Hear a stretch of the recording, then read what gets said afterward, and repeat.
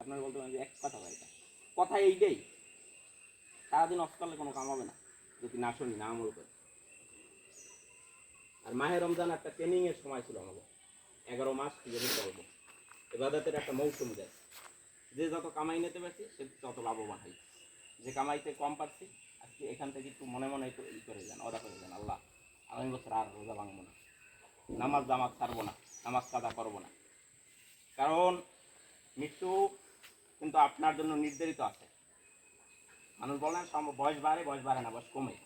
তার 60 ধরা আছে, ওখান থেকে কমতে কমতে, আমার যদি 60 ধরা থাকে, আমার এখন 30 হয়ে গেছে, আমার অর্ধেক কমে গেছে, তাহলে আমার বয়স কমে যাচ্ছে। এই জন্য মৃত্যুর জন্য সবাই প্রস্তুতি হইতে হয়। আর মৃত্যুর জন্য প্রস্তুতি আমরা হইতে যাইয়া কর্মক্ষম মানুষ, আমরা তো সারাদিন আল্লাহ বিল্লে করতে পারবো না। আমাকে ওই নামাজ কর্ম সৎভাবে চলবো, হিংসা বৃদ্ধির তাইলেই হবে, আর কিছু দরকার নেই।